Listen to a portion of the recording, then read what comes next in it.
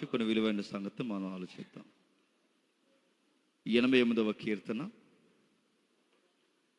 88వ కీర్తన మొదటి వచనం చూడండి. యెహోవా నాకు రక్షణకర్తయగు దేవా, రాత్రివేళ నేను నీ సన్నిధిలో మొర్ర పెట్టిన నాడు నా ప్రార్థన నీ సన్నిధిని చేరునుగాక. నా మొరకు చెవియొగ్గుము.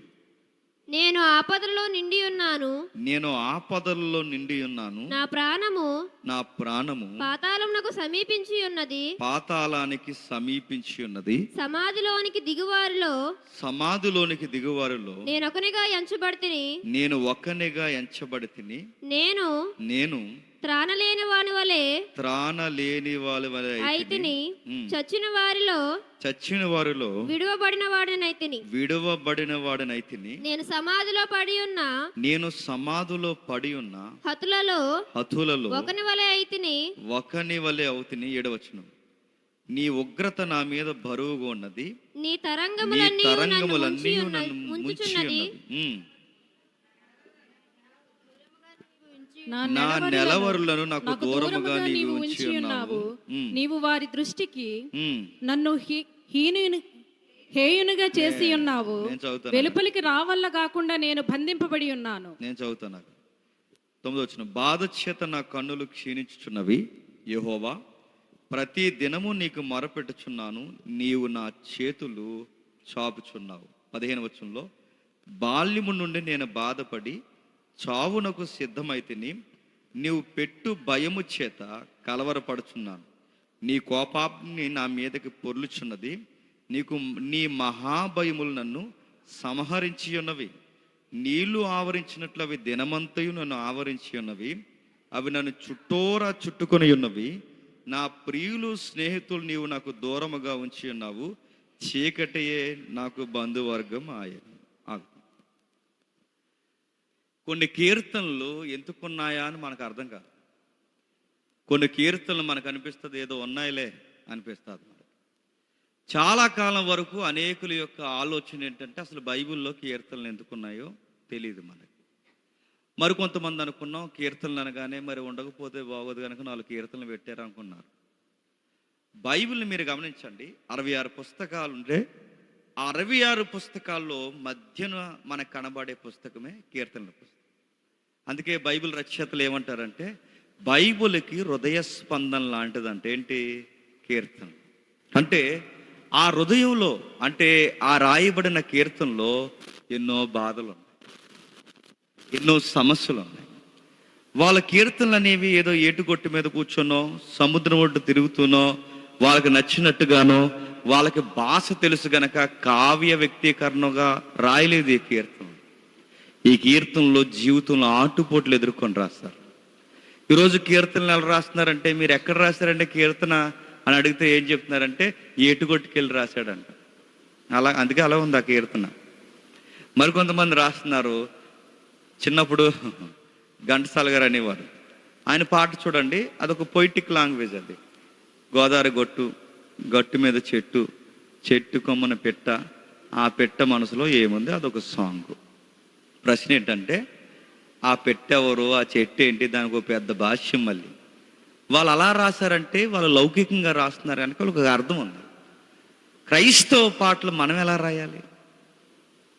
గోదావరి గొట్లకి వెళ్ళి రాయాలా? జీవితంలో ఆటుపోట్లతో రాశారు వీళ్ళ పాటలు. అందుకే ఆంధ్ర క్రైస్తవ కీర్తనలు చూడండి, ఎప్పటికీ ఎవర్ గ్రీన్ సాంగ్స్ అండి.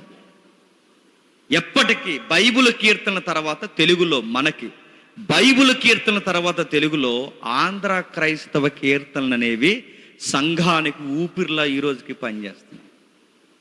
ఈరోజు అక్కడక్కడ కొంతమంది మంచి పాటలు రాస్తున్నారు. మెజారిటీ ఎలా అయిపోయారంటే ఆ కీర్తనలు వాళ్ళ బిల్డప్ల కొరకే రాస్తున్నారు. దానికో వీడియో సాంగ్. మళ్ళీ ఇప్పుడు నేనే ఉన్నాను అనుకోండి, నన్నే పోల్చుకుంటాను. నేనే ఉన్నాను అనుకోండి, నేను పాట రాస్తాను, అందులో వీడియోలో నేను కనబడతాను. నేను సముద్రం ఒడ్డున తిరుగుతుంటాను, ఎందుకు నాకేం అర్థమవుతుంది. ఆ సముద్రం ఒడ్డున అలా తిరుగుతుంటే యేసయ్యా అంటాను అనమాట. అప్పుడు మా వైఫ్ అలా పక్క నుండి వస్తుంటుంది, అలాగే మా పిల్లలు ఇలా పరిగెడుతుంటారు, ఈ బ్యూటిఫుల్ సాంగ్కి సీరియస్గా కామెంట్లు పెట్టేస్తుంటారు. అమేజింగ్ సాంగ్, బ్యూటిఫుల్ సాంగ్ అని నడుతున్నాను. ఏముంది అమేజింగ్ అంటే ఎలా ఉందంటే, క్రీస్తు ఇంట్లో నేను ఒక హీరోని, మా ఆవిడ ఒక నేను అడుగుతుంది. దేవుని మహిమను దొంగలించిన కదండి. నేను ఇటు కూర్చి ఎక్కువ వివరించట్లేదు, కానీ ఒక కీర్తన చదివినప్పుడు ఆ రాసిన కీర్తనకారుడు అనుభవాలు కనబడాలి. అందుకే రాజాబాబు గారు కానీ వాళ్ళ కీర్తన చూడండి, అనుభవాలు ఉంటాయి. పురుషోత్తం సోదరి గారు చూడండి, ఒక అనుభవాలు ఉంటాయి. ఏసన్న గారు పాటలు చూడండి, బరువు ఉండేది పాటల్లో. సువార్త గాయకుల పాటలు చూడండి, వాళ్ళ హృదయాల్లో అనుభవించిన బాధని రచనగా పెట్టేవారు. అలాంటి కీర్తనలు తక్కువైపోయాయి. అందుకే ఇప్పుడు ఈ కీర్తనలు మనకు కనబట్టలేదు కనుక మన బైబిల్ కీర్తనలు చూడగలిగి మన జీవితానికి ఆధారపిస్తాం. ఏమైంది ఈ కీర్తన? ఏమైందంటే కొన్ని పదాలు నేను చదువుతున్నాను చూడండి. మొదటి కీర్తన, మొదటి వచనం, యెహోవా నాకు రక్షణకర్తయగు దేవా, రాత్రి వేళ నీ సన్నిధిని మొరపెట్టిన నాడు నా ప్రార్థన నీ సన్నిధిని చేరునుగాక. నా మొరని చెవియొగ్గుము. నేను ఆపదల్లో నిండి ఉన్నాను. నా ప్రాణము పాతాళానికి సమీపముగా ఉన్నది. సమాధిలోనికి దిగువారిలో ఒక్కడిగా ఎంచబడితిని. చచ్చిన వారిలో విడవబడిన వాడినైతిని. సమాధిలో పడి ఉన్న హతుని వలె ఒకని వలె ఉంటిని. ఈ మాటలు చదువుతుంటే ఎలా ఉందండి? ఈ మాటలు చదువుతుంటే ఏమనిపిస్తుంది? ఆ రాసిన ఆయన ఎవరో తెలియదు, కానీ ఇక త్వరలోనే చచ్చిపోతాడు. ఆ మాటలు అర్థమవుతున్నాయా? ఈ రాసిన ఆయన ఎవరన్నది కొంతసేపు పక్కన పెట్టండి. ఆ మాటలు చదువుతుంటే ఎలా ఉంది? జీవితంలో ఏదో పెద్ద దెబ్బలే తిన్నాడు. జీవితంలో తనకు అర్థమైపోయింది, మొన్న వాళ్ళు చనిపోయారు, నిన్న వీళ్ళు చనిపోయారు, రేపు చనిపోయే వరుసలో నేనే ఉన్నాను ప్రభు. చాలా మంది సమాధిలో హతులైపోయిన వారు ఉన్నారు. నాకు అర్థమవుతుంది, నెక్స్ట్ హతుల జాబితాలో నేనే ఉంటాను. పాతాళానికి పోయేవారు నెక్స్ట్ ఎవర్రా అని అడిగితే ఇదిగో ఈ అబ్బాయే అని చెప్పేలా ఉంది ప్రభు. నా సిచ్యువేషన్ అంతా, మొత్తం నా హెల్త్ అంతా డిస్టర్బెన్స్ అయిపోయింది. నా కన్నులు క్షీణించిపోయి, అంటే నేను బాధపడి బాధపడి బాధపడి ఇలా బాధపడినందుకు నా దేహం అంతా పాడైపోయింది. చెబుతున్నాడు ఆయన, ఎప్పటి నుంచి బాధపడుతున్నావు అయ్యి అంటే 1 సంవత్సరం కాదు, 2 సంవత్సరాలు కాదు, 3 సంవత్సరాలు కాదు, 4 సంవత్సరాలు కాదు, 15 వచనంలో బాల్యము నుండి బాధపడుతున్నాను. ఎప్పటి నుండట? బాల్యము నుండి. చిన్నప్పటి నుంచి నా జీవితానికి సుఖం లేదు. పెద్ద అయ్యాను, సమాధానం దొరకలేదు. ఈ కీర్తన రాసే సమయం వరకు నా జీవితానికి ఒక సమాధానం దొరకలేదు. నాకు అర్థమవుతుంది, నువ్వు పర్మిషన్ ఇచ్చుంటావు ఈ బాధలన్నిటికీ అంటున్నాడు దేవుడిని. బాధలు ఎక్కువైపోయి అనుకోండి, ఎవరి మీద కంప్లైంట్లు చేస్తాం తెలుసు, మనకు బుద్ధి ఉంటుంది, దేవుడి మీద తిరగబడతాం. అందరూ అయిపోతారు. ఎవరి మీద తిరగబడతాం చెప్పండి? నువ్వు కూడా వదిలేసావు ప్రభు నన్ను, నువ్వు కూడా వదిలేసావు కదా, నాకు తెలుసు, నువ్వు కూడా నా మాట వినడం మానేస్తావు, అయినా నన్ను ఎందుకు పుట్టించావు మా అమ్మ గర్భం నుంచి అంటాం. ఎవరిని? మన బాధలే దేవుడికే తీరనని బాధలని ఫీలింగ్ మనకి ఏదన్నా బాధలు వచ్చినాయి అనుకోండి, మన ఫీలింగ్ ఏంటో చెప్పనా? ప్రపంచంలో అత్యధిక బాధలు పొందింది ఎవరైనా ఉంటే యోబు గారు అయితే, యోబు గారి తర్వాత ఇంకెవరైనా ఉన్నారంటే చెప్పండి, రాగంపేటలో నేను ఉన్నాను అనుకుంటాం. అలాంటి ఫీలింగ్ ఉంటుంది మనకి, అదే ఫీలింగ్. అందుకే చూడండి, ఇంత బాధ ఎవడో పడలేనట్టు మాట్లాడుతుంటాం. అక్కడ అబ్బాయి కూడా చాలా బాధపడుతున్నాడు. నిజంగా ఒక మాటలో చెప్పాలంటే మనకన్నా ఎక్కువ బాధపడుతున్నాడు. 1 సంవత్సరం కాదు, 2 సంవత్సరాలు కాదు, 3 సంవత్సరాలు కాదు. బైబుల్ పండితులు అంచనేశారు, 25-30 సంవత్సరాల వయసు వచ్చే వరకు బాధపడ్డాడట. 25 ఏళ్ళ, 30 ఏళ్ళ, ఇంత బాధపడి చివరికి అంటున్నాడు, ఆవరించేసాయి ప్రభు చుట్టూ నా శ్రమలు నన్ను ఏం చేశాయంటే ఆవరించేశాయి. ఈ శ్రమలకి, ఈ పరిస్థితులకి ఒక్క ఫ్రెండ్ లేడు నాకు.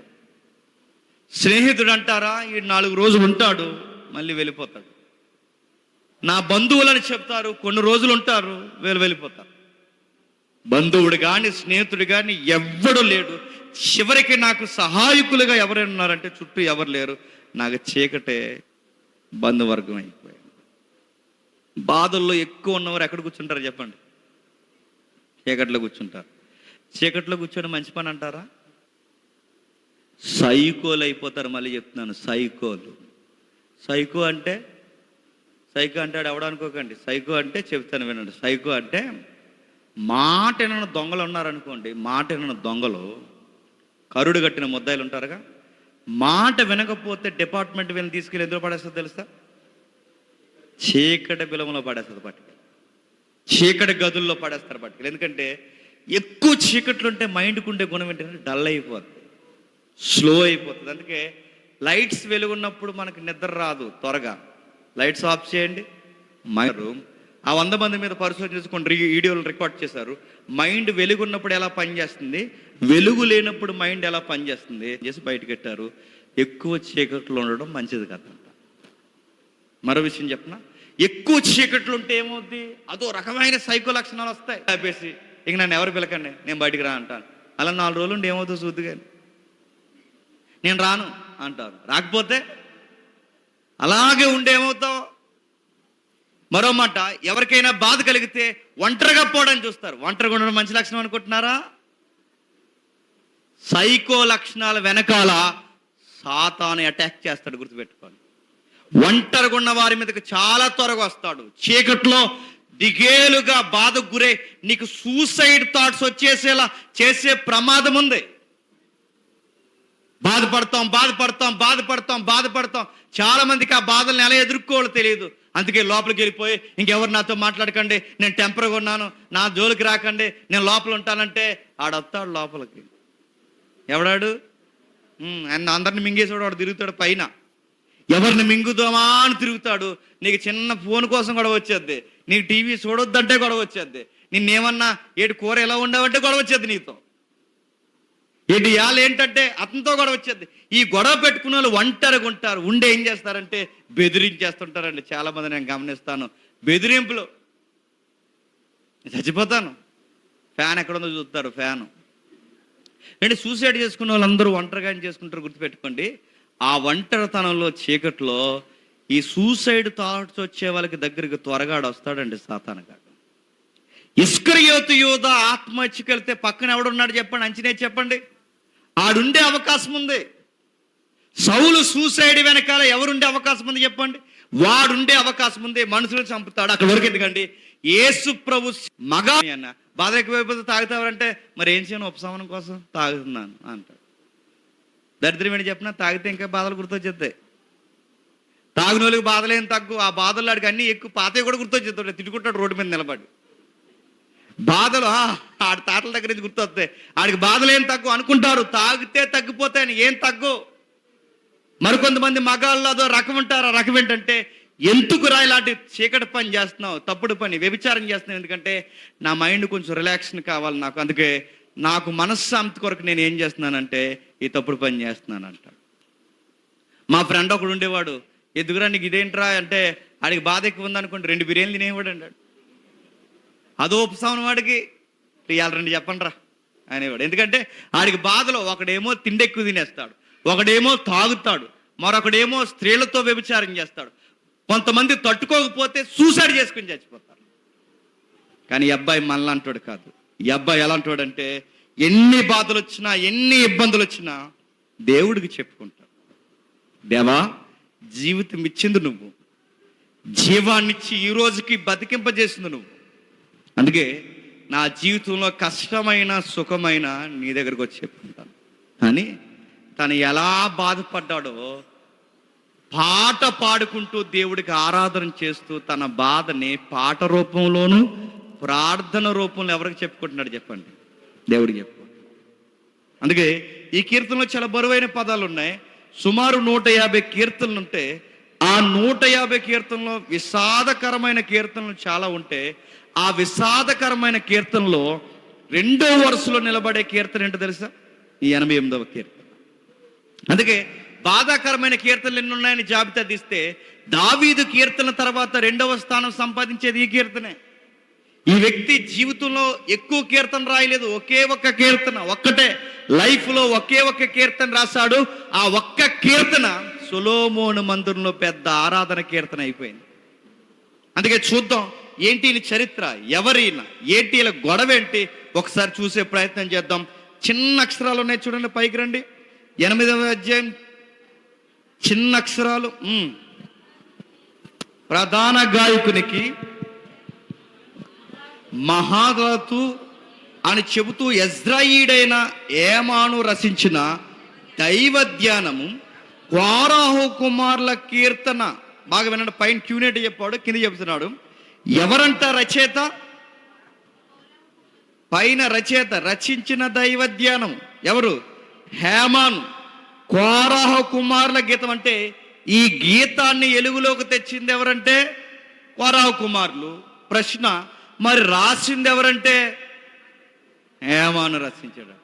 రాసిన ఆయనేమో హేమాను, బయటికి తీసుకొచ్చిందేమో కోరాహ కుమారులు. ఇప్పుడు ఇంతకీ హేమాన్ అంటే ఎవరు? రచించినడని కాదు.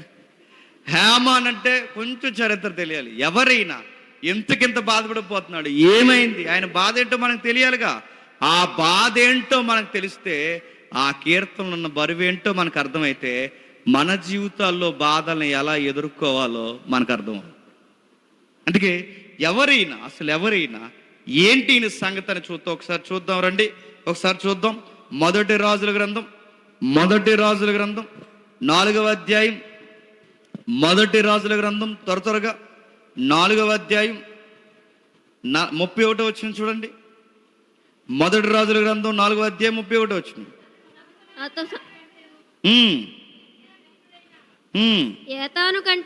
హేతాను కంటెను మహోలో కుమారులైన హేమాను కంటెను. కల్కోలు వద్ద సందర్భం చూద్దాం. ఇక్కడ ఎవరి సందర్భం చెప్తున్నాడు? 29 చూడండి. దేవుడు జ్ఞానమును బుద్ధిని వర్ణింప సఖ్యము కాని వివేచన గల మనస్సును సొలొమోనుకు దయచేసును. సొలొమోనుకి ఏం దయచేశాడట? జ్ఞానము. ఈ సొలొమోనుకి చాలా జ్ఞానం దయచేశాడనడానికి ఒక కొలత కావాలిగా. ఇప్పుడు నా మాటలు అర్థమవుతున్నా లేదో? ఈవిడ మంచిది అనాలి అంటే ఒక పోలుకుండాలిగా, ఈవిడి కన్నా మంచిదని. అలాగే సొలొమోను జ్ఞాని అనాలంటే దానికి ఒక కొలత ఉండాలిగా. ఎవరికన్నా జ్ఞాని? హేమాను కన్నా జ్ఞాని. అంటే హేమాను జ్ఞానవంతుడు. సొలొమోను తర్వాత జ్ఞానుల జాబితా తీస్తే ఆ జ్ఞానుల జాబితాలో ఒక పేరు వస్తుందట. ఆ పేరు ఎవరిదట? హేమాను. అంటే ఈయన జ్ఞాన? అవును, సొలొమోను లాంటి జ్ఞానవంతుడండి. జ్ఞానం ఉంది ఈయనకి. ఇంకా ఈయనకి బిరుదులు ఏమున్నాయి? ఒకసారి చూద్దామండి. వృత్తాంతాల గ్రంథం మొదటి దినవృత్తాంతాల గ్రంథం 25వ అధ్యాయం.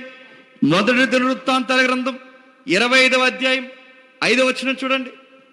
వీరందరూ దేవుని వాక్కు విషయంలో రాజునకు దీర్ఘదర్శియగు హేమాను యొక్క కుమారులు. హేమాను యొక్క కుమారులు. దీర్ఘదర్శి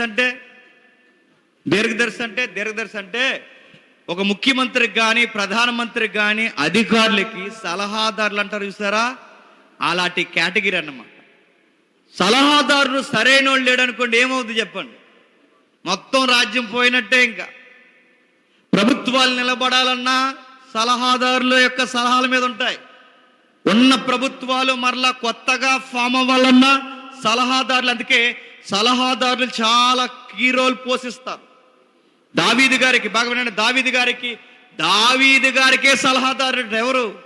హేమాను. చిన్నోడేం కాదు, జ్ఞాని. సొలొమోను కన్నా జ్ఞానవంతుడు. రెండవది, దావీదు గారికే సలహాదారుడు. కొంతమంది తుగలక్ పరిపాలన అంటారు, తెలుసు కదా. ఆ తుగలక్ ఎవడైతే ఉన్నాడో ఆడున్నాడు మహమ్మద్ ఖిల్జీ. వాడి పరిపాలన వాడికి రైట్ సజెషన్ ఇచ్చేవాళ్ళు లేరట. ఆ సలహాలు సరిగ్గా ఇవ్వక ఇండియా అతను బట్టి చాలా ఏడ్చింది.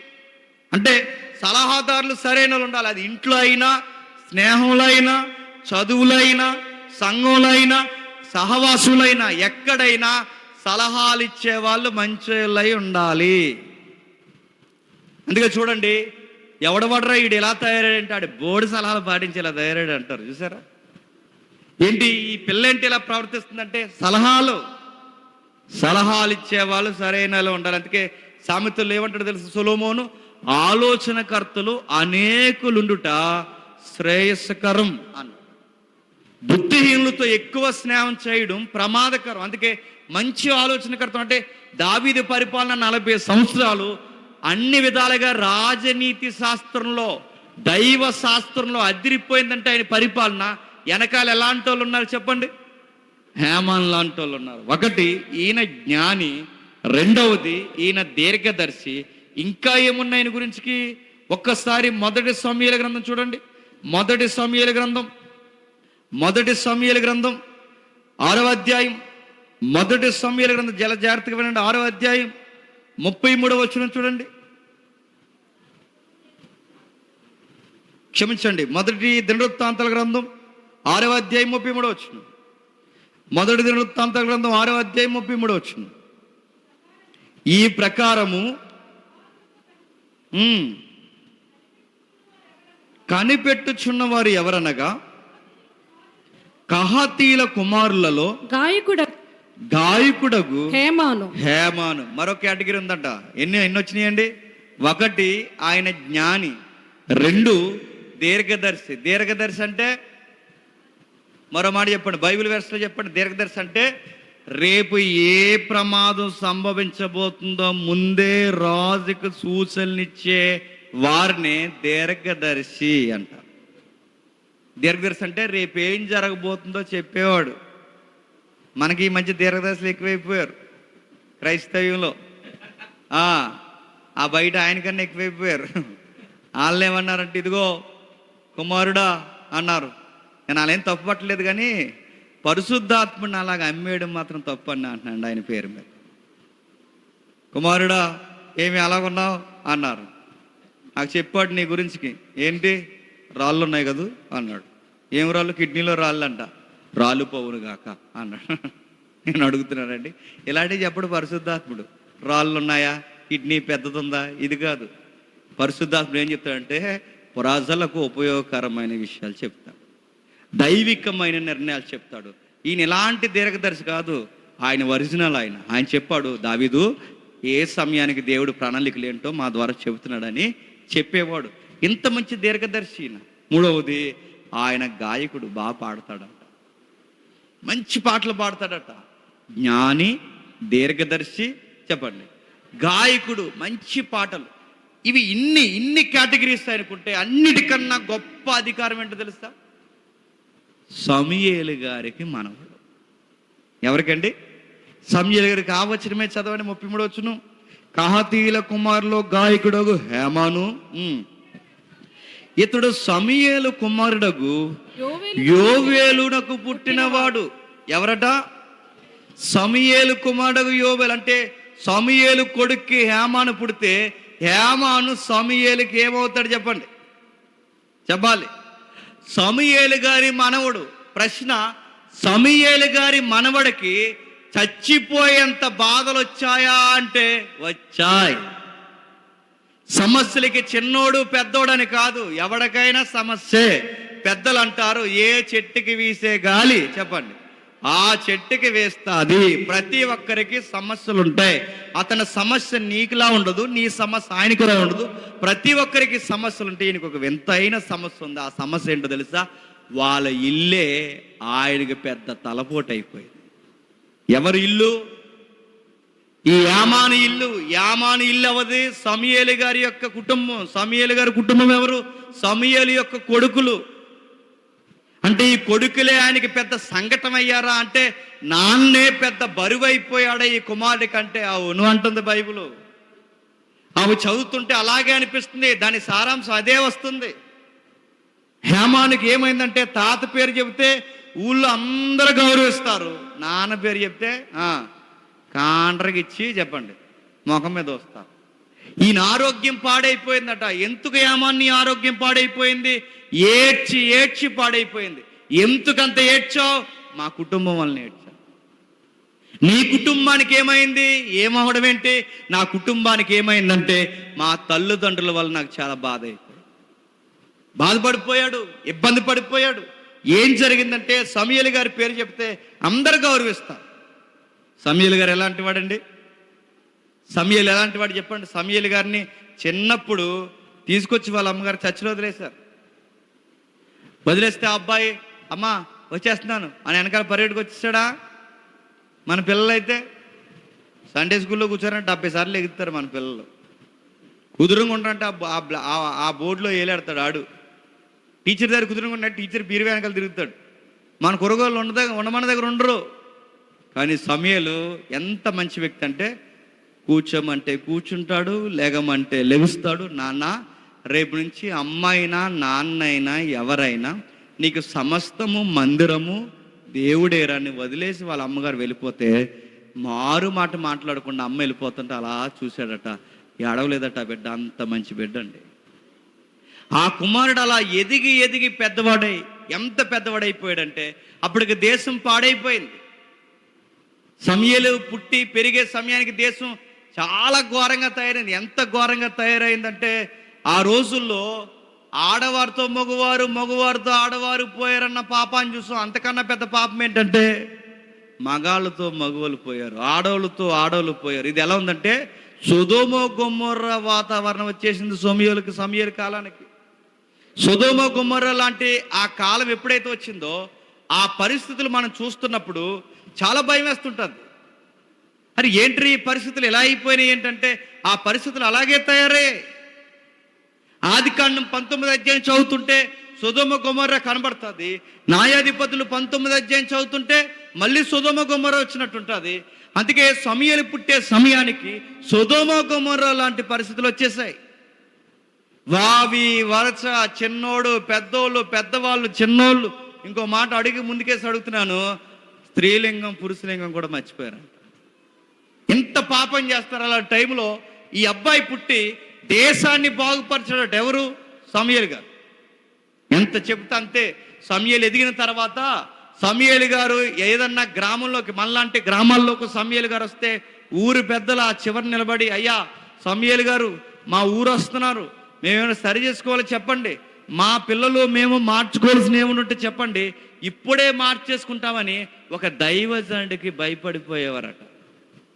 నేను అడుగుతున్నాను, ఈరోజు దైవజనులు చూసి భయపడే కుటుంబాలు ఉన్నాయా?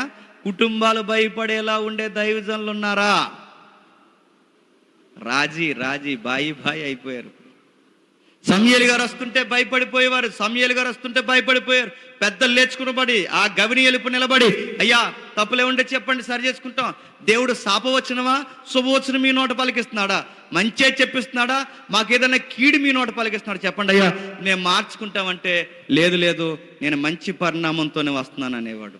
అయితే పర్లేదయ్యా అంటే చదువుకుని నెమ్మది పొందేవారు. లేదు, మీ ఊర్లో కొన్ని లోపాలు ఉన్నాయి, అవి సరి చేసుకోవాలి, లేదంటే దేవుడు ఉగ్రత పాత్రగా అయిపోద్ది మీ ఊరంతా అంటే, అయ్యా ఈరోజే మార్చేసుకుంటామయ్యా అని మార్చుకునేవారు. అలాంటి పవర్ఫుల్ దైవజనుడికి మనవడు ఎవరు చెప్పండి? యామాను. అరే తాతయ్య పేరు చెప్తే అందరు గౌరవిస్తారు, నాన్న పేరు చెప్తే అందరూ చి ఆయన మీకు మీ నాన్న అట్లా బరా అంటారు. అంటే ఇటు చూస్తేనేమో తాతయ్యని బట్టి అందరూ గౌరవిస్తున్నారు. నువ్వెవరు అబ్బాయిరా అంటే వాళ్ళని యోవేలు గారు అబ్బాయినంటే నోర్మి నా దరిదబ్బలు కూడా కనబడకన్నారు. ఏమైంది? అంత బాధ ఏమైపోయిందో. మొదటి సమూయేలు గ్రంథం 8వ అధ్యాయం రండి, చాలా జాగ్రత్తగా వినండి. మొదటి సమూయేలు గ్రంథం 8వ అధ్యాయం, మొదటి సమూయేలు గ్రంథం 8వ అధ్యాయం మొదటి వచనం చూడండి. సమూయేలు వృద్ధుడైనప్పుడు తన కుమారులలో ఇశ్రాయేలీయుల మీద న్యాయాధిపతులుగా నియమించెను. ఇశ్రాయేలుకి న్యాయాధిపతులుగా నియమించెను. అతని జ్యేష్ఠ కుమారుని పేరు యోవేలు. రెండవ వాని పేరు అబియా. వీరు బెయేర్షెబాలో న్యాయాధిపతులుగా ఉండిరి. అతని కుమారులు అతని ప్రవర్తనను అనుసరింపక ధనాపేక్షకులై లంచము పుచ్చుకొని న్యాయమును త్రిప్పివేయగా ఇశ్రాయేలీయుల పెద్దలందరూ కూడి రామాలో ఇశ్రాయేలు నొద్దకు వచ్చి సమూయేలు నొద్దకు వచ్చి చిత్తగించుము, నీవు వృద్ధుడవు, నీ కుమారులు నీ ప్రవర్తన వంటి ప్రవర్తన గలవారు కారు గనుక సకల జనుల మర్యాద చొప్పున మాకు ఒక రాజును నియమింపుమని అతడు మాకు న్యాయము తీర్చునని అతనితో అని. ఏమర్థమవుతుంది చదువుతుంటే? సమూయేలు గారికి వయసు అయిపోయింది. సమూయేలు గారు ఉన్నంత కాలం దేశంలో ఒక క్రైమ్ రేట్ కూడా నమోదవ్వలేదట. సమూయేలు ఉన్నంత కాలం చాలా మంది భయపడిపోయారు. సమూయేలు ఉన్నంత కాలం అసలు ఎక్కడ అన్యాయం జరగదు, లంచాల గొడవే లేదంట. అందుకే సమూయేలు గారికి వయసు అయిపోయిన తర్వాత ఒక స్టేట్మెంట్ ఇస్తాడు. ఇదిగో మీలో ఎవరి దగ్గర అయినో ఒక గాడిదని కానీ ఎద్దుని కానీ ఒక రుణము కానీ ఏదన్నా తీసుకున్నట్టు ఒక్క నేరారోపణ చేయగలరా? నేనున్నంత కాలం దేశం బాగుంది అన్నాడు. సమూయేలు ఉన్నంత కాలం రాజుల్ని గైడ్ చేశాడు. సమూయేలు ఉన్నంత కాలం న్యాయాధిపతిగా వ్యవహరించాడు. సమూయేలు ఉన్నంత కాలం అందరినీ ఏ విధంగా నడిపించాలో అంత చక్కగా నడిపించాడు. ఇప్పుడు సమూయేలు బాగా వినండి, న్యాయాధిపతుల కాలంలో న్యాయాధిపతిగా వ్యవహరిస్తున్న సమూయేలు రాజుల కాలంలో అడుగులు పెట్టే పరిస్థితి వచ్చేసింది. ఏమైంది? ఇశ్రాయేలు ఏమంటున్నారట? మాకు రాజు కావాలంటున్నారట. ప్రశ్న అడుగుతున్నాను, చెప్పండి. ఇశ్రాయేలు మాకు రాజు కావాలని అడుగుతున్నారంటే ఏ కారణం వల్ల అడుగుతున్నారు చెప్పండి? నా మాటలు అర్థమవుతున్నాయి లేదో? ఇశ్రాయేలు రాజుని అడగడం అనేది తప్పే, పాపమే. ఎందుకంటే ఇశ్రాయేలుకి రాజు ఎవరు? దేవుడే రాజు. ఇశ్రాయేలుకి న్యాయాధిపతి ఎవరు? దేవుడు, తర్వాత సమూయేలే. అసలు ఇశ్రాయేలు ఎవరిని అడగకూడదు చెప్పండి? మాకు రాజు కావాలని అడగకూడదు. ఎందుకంటే లోక మర్యాద ప్రకారం మీరు ఉండకూడదు, మీకు రాజులు ఉండకూడదని దేవుడు కోరుకుంటే మాకు రాజు కావాలని అడుగుతున్నారంటే పొరపాటు ఎవరిది? ఇశ్రాయేల్ది కాదండి. తర్వాత ఇశ్రాయేలు కన్నా పొరపాటు ఎవరు తెలుసా? సమూయేలు కుటుంబాందే పొరపాటు. సమూయేలు కుటుంబమే తినంగా ఉంటే మాకు రాజు కావాలని అడుగుతారా? నువ్వు న్యాయాధిపతిగా ఉన్నంత కాలం సమూయేలు గారు బాగుందండి, మీ కొడుకులు వచ్చారు మొత్తం తగలడిపోయిందండి అన్న. నీ ప్రవర్తన వంటి ప్రవర్తన గలవారు కాదు సార్ మీ పిల్లలు.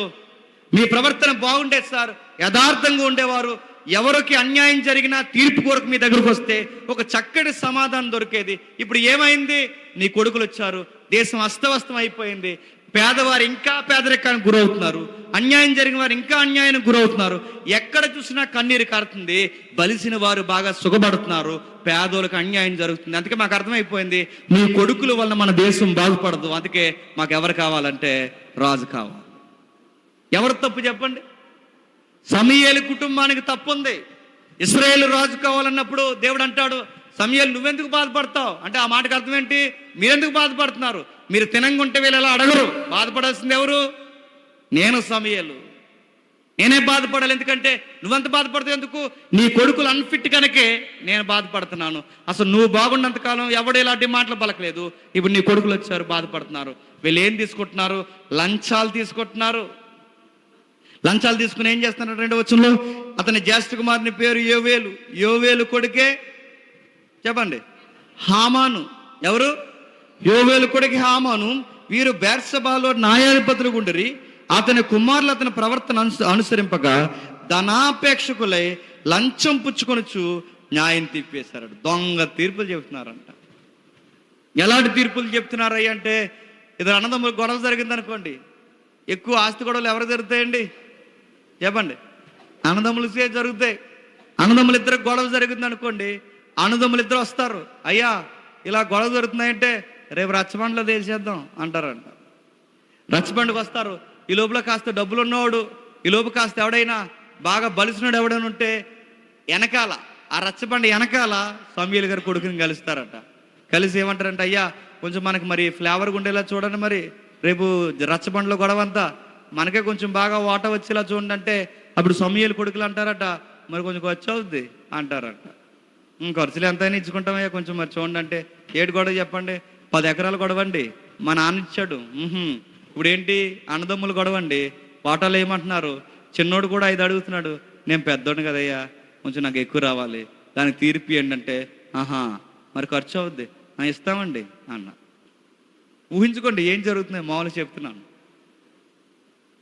ఎప్పుడైతే ఇస్తానన్నారో ఇచ్చినప్పుడు సరే రేపు తీర్పు చెప్తా అన్నారు, ఎంత ఖర్చు అవుద్ది, ఖర్చు ఇచ్చేసుకున్నారు. పెద్దోడు చిన్నోడు కూడా తీర్పు వచ్చారు, దొంగ తీర్పు చెప్పారు. ఆ తీర్పు ఏంటి చెప్పనా? రేయ్ పెద్దోడికి 8, చిన్నోడికి 2 పండ్రా అయిపోయిన తీర్పు అన్నారట. చిన్నోడు ఏడ్చాడు, అదేంటండి 10 ఎకరాలంటే నాకు 5 రావాలి, మా అన్నయ్యకి 5 రావాలి, పెద్ద మనుషులు అని చెప్పి మీ దగ్గర పెడితే ఇలాంటి తీర్పు ఇస్తున్నారు ఏంటండి? ఎందుకంటే ఆ రోజుకి వాళ్ళే పెద్ద మనుషులు, జడ్జిలు లేరు, వాళ్ళే జడ్జిలుగా వ్యవహరిస్తున్నారు. అలా టైంలో మీరు ఎలాంటి తీర్పులు ఇస్తున్నారు ఏంటయ్యా? మా ఆయనకి 5 నాకు 5 ఎవరిగా అంటే నోర్మే ఎక్కడ ఎక్కువ మాట్లాడుతున్నావు అన్నారట. అది కాదు సార్, నోర్మే పెద్దోడు ఎవడరా? పెద్దోడు అన్నయ్య అండి. నువ్వెవడవరా? చిన్నోన్నండి. పెద్దోడు కదరా? అవునండి. పెద్దోడు కాబట్టి అడిగాడు 8, నీకు 2 నోరు మూసుకుపో అన్నారట. చూసారు ఎంత అన్యాయం తీర్పు? పెద్దోడు కాబట్టి పెద్దోడికి 8 అంట, చిన్నోడు కాబట్టి చిన్నోడు 2 అంట. దొంగ తీర్పులు ఇస్తున్నారు ఆడ తీర్పు. ఇప్పుడు ఆలోచించండి, ఊహించుకోండి, జస్ట్ ఊహించుకోండి. అలా ఇలాంటి తీర్పులన్నీ దేశంలో వీళ్ళు వెలువరిస్తుంటే దేశం అంతా ఎవరి కోసం మాట్లాడుకుంటుందండి? సమూయేలు కొడుకుల కోసమే మాట్లాడుకుంటుంది. నీ ప్రవర్తన వంటి ప్రవర్తన గలవారు కాదంటే దాని అర్థం ఏంటి? ఎక్కడ ఎవరు మాట్లాడుకుని ఎవరి కోసం మాట్లాడుకుంటున్నారు చెప్పండి. వీళ్ళ పోయినంత కాలం మన దేశం బాగుపడదు. వీళ్ళ పోవాలి, కొత్త రాజులు రావాలి, వీళ్ళ పోవాలి, కొత్త రాజులు లేదా మళ్ళీ సమూయేలు లాంటి రావాలి, వీళ్ళు ఉండకూడదు. ఎక్కడికి పోయినాయి వినబడుతున్నాయి. ఈ బాధ వినబడుతున్నప్పుడు ఇవన్నీ ఈ సమూయేలు కుటుంబం కోసం వినబడుతున్నప్పుడు ఇవే మాటలు ఎవరికి వినబడతాయి చెప్పండి? చిన్న పిల్లోడు ఉన్నాడు అప్పటికి, ఎవరు చెప్పండి? యామానికి. ఆ యామానికి కూడా వినబడుతున్నాయి. ఎంత వినబడ్డాయంటే ఒక్కడ కూడా ఫ్రెండ్లా లేడంటే ఎవరికి చెప్పండి? ఒక్కడ స్నేహం చేయలేదు. ఎందుకు చెప్పినా ఎక్కడికి పోయినా ఇలా తల్లిదండ్రులు తిట్టుకుంటే, ఇప్పుడు ఎవడైనా కుర్రగాడు వచ్చి ఆడుకుంటే ఊహించండి, ఆడుకుంటే ఏమంటారు చెప్పండి? మా అమ్మ నాన్న మీతో ఆడుకోవద్దను. ఎంత గాయమైపోతాడండి ఆ బిడ్డ. ఇగో మా నాన్న నిన్న నుంచి ఏడుస్తున్నాడు, మొన్న నుంచి ఏడుస్తున్నాడు, మా అమ్మ ఏడుస్తుంది మీ నాన్న చేసిన పనికి. ఆ రచ్చబండలో మీ నాన్న తీర్పు సరిగా ఇవ్వలేదు, మా అమ్మ చెప్పింది మీతో ఆడుకోవద్దని. పిల్లలు ఇలాంటి మాటలు బాగా గుర్తుపెట్టుకుని అనగోడకూడదని అనుకున్న టైంలోనే అంటారు వాళ్ళు. సరిగ్గా గుర్తుపెట్టుకుంటారు తల్లిదండ్రులు. కొంతమంది చూడండి, అరే వాళ్ళ జోలికి పోకరా, వాళ్ళ జోలికి పోకరంటే వాళ్ళు వెళ్ళరు. పిల్లలకి అలాగే వినబట్టే ఒక్క ఫ్రెండ్ ఉండేవాడు కదట, 4 రోజులు ఉండేవాడు, వాడు దూరం అయిపోయాడు. బంధువులు ఎందుకు రావట్లేదు? బంధువులు తిట్టుకుంటున్నారు, ఇరుగు పొరుగు వాళ్ళు తిట్టుకుంటున్నారు, ఊళ్ళో అందరు తిట్టుకుంటున్నారు, దేశం అంతా తిట్టుకుంటుంది. వీళ్ళతో ఒక్కలా మాట్లాడుతూ ఒకటి. వీళ్ళకి ధనం ఉంటే చాలు, మనుషులు లేకపోయినా పర్లేదు. ఈ కుర్రోడికి ధనం ఎందుకండి? కనీసం ఒక ఫ్రెండ్ కూడా లేడు, ఒక బంధువు లేడు, ఎవ్వడు లేడు. బాధపడిపోయాడు. ఎన్ని సంవత్సరాలు బాధపడంటే బైబిల్ పండితులు అంచనా ప్రకారం 25-30 సంవత్సరాలు బాధ. ఇన్ని సంవత్సరాలు ఏడిస్తే హెల్త్ ఏమవుతుంది చెప్పండి? ఆరోగ్యం ఏమవుతుంది చెప్పండి? పాడైపోద్ది. మనం చీటికి మాటికి బాధపడిపోయాం అనుకోండి, సమస్య ఈ రోజు కాకపోయినా రేపైనా తీరుతుంది, రేపు కాకపోయినా ఎల్లుండి అయినా తీరుతుంది, లేదా సంవత్సరం తర్వాత అయినా తీరుతుంది. నువ్వు ప్రతి దానికి బాధపడిపోతే ఏమవుతుందో తెలుసా? కొత్త రోగాలు వస్తాయి. ముందు షుగర్ వద్ది. ఎందుకంటే ఎక్కువ బాధ ఉంటే నిద్ర రాదు, నిద్ర లేకపోతే షుగర్ వద్ది. ప్రపంచంలో సైలెంట్ కిల్లర్ ఎవరో తెలుసా? డిసీజుల్లో షుగరే. అది వచ్చిందంటే ఇంకా లెక్కేటేసుకోవడమే. ఒకవేళ ఉంటే బాధపడకండి, దేవుడు మిమ్మల్ని స్వస్థపరచును కాక అంటే చాలామందికి ఉంది. ధైర్యంగా ఉండండి. నేను అడుగుతున్నాను, ప్రతి దానికి బాధపడకూడదు. నిద్ర లేకుండా ఆలోచించడం సీరియస్గా రేపు ఏమైపోద్ది ఏమవుద్దండి? 4 రోజుల్లో చచ్చిపోవాల్సిన ఈ రోజు చచ్చిపోతాం, అంతేగా, అంతకుమించి ఏమైనా అయిపోద్దా? ఎప్పటికైనా చనిపోవాలి. దాని కొరకు దేనికి భయపడాలి? వ్యక్తులకి భయపడాలా? పరిస్థితులకు భయపడాలా? వాడు ఏదో అంటున్నాడని దేనికి భయపడాలి? ఆ చచ్చేదేదో శ్రమకు ఎదురెళితే ధైర్యంతోనే చచ్చిపోతాం.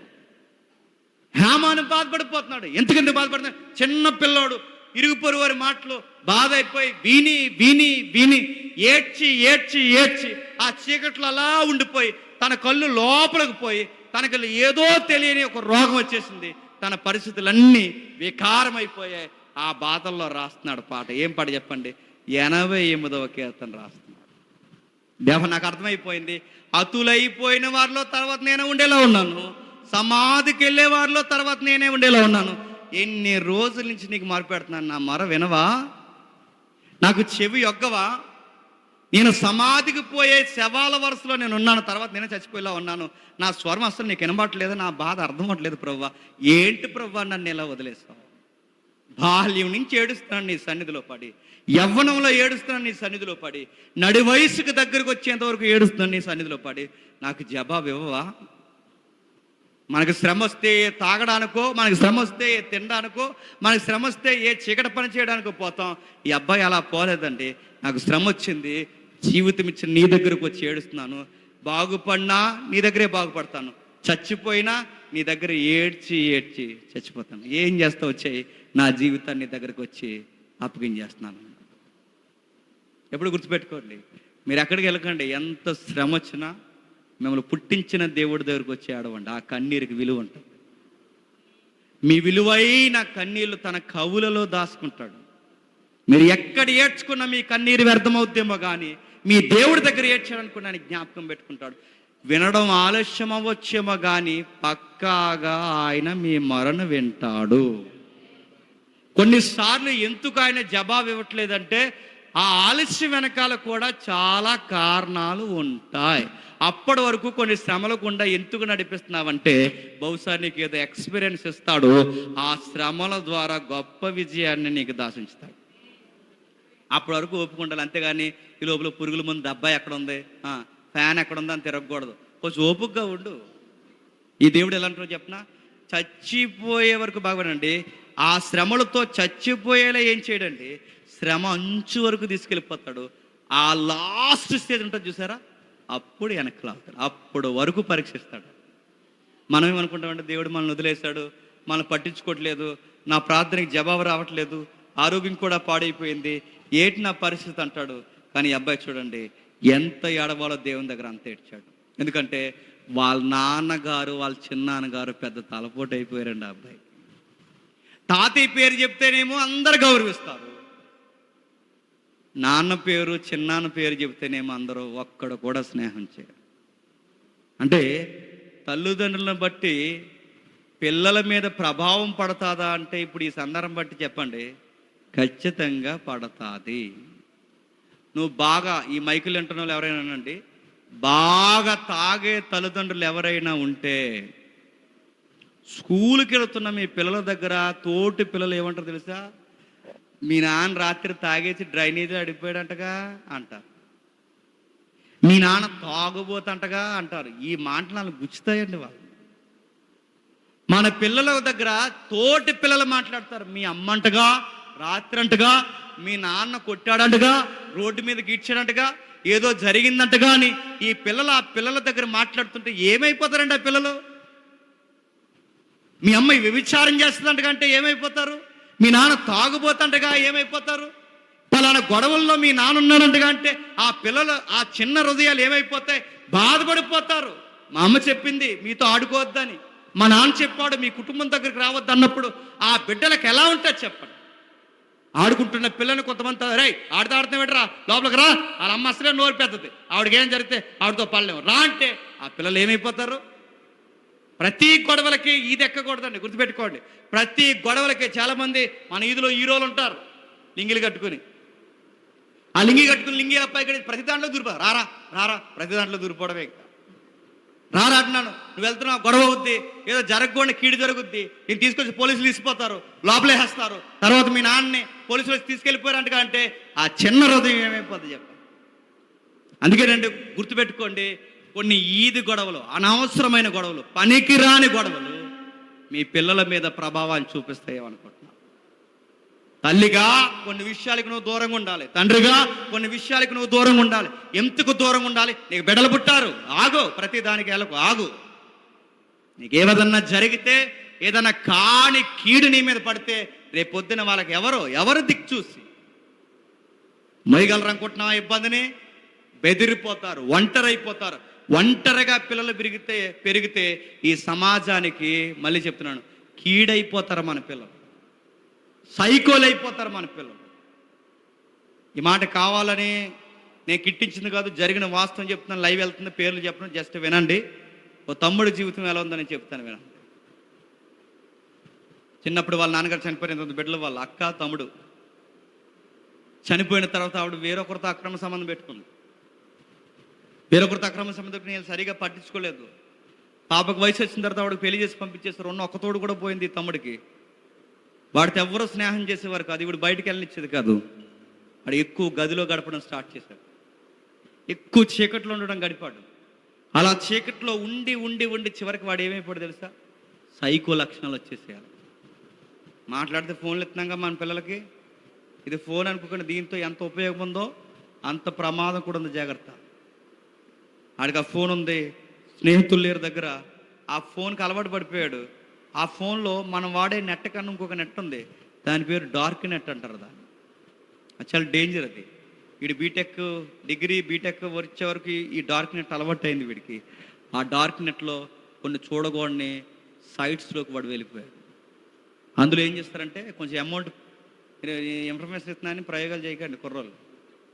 అందులో మళ్ళీ జాయినింగ్ ఉంటుంది. అందులో జాయిన్ అయిన తర్వాత కొంచెం అమౌంట్ కడతారట. ఆడు చెప్తున్నాడు, మా క్రైమ్ సీన్లో కూడా అదే చెప్తారులేండి. ఆ కట్టిన తర్వాత అందులో జాయిన్ అవుతారు. అందులో ఎంజాయ్ చేస్తారు. ఏం ఎంజాయ్ చేస్తారంటే, ఒక మనిషిని నిలబెట్టి కెమెరా పెట్టి ఆ మనిషిని ఇలా కోసేస్తున్నారు అనుకోండి, రక్తం కారుతుంది అనుకోండి, ఆ వీడియో చూసి ఆనందిస్తారు. ఆడ లక్షణాలు వచ్చినాయి. మనిషిని కొట్టడం, మనిషిని కత్తులతో గీయడం, మనుషుల్ని మెలపెట్టి మెడ వెనక్కి ఇరిసేయడం, చేతులు ఇరిసేయడం, ఇవన్నీ ఇలాంటి దొంగ భయంకరమైన పరిస్థితులన్నీ డార్క్ నెట్లో ఉంటాయి. అలాంటి వాటికి అలవాటు పడిపోయాడు. ఇటుక ఆ సైకో లక్షణాలు వచ్చేసిన తర్వాత ఒకరోజు మాది ఒక పెద్ద మీటింగ్ జరుగుతుంది. ఆ మీటింగ్ వచ్చాడు.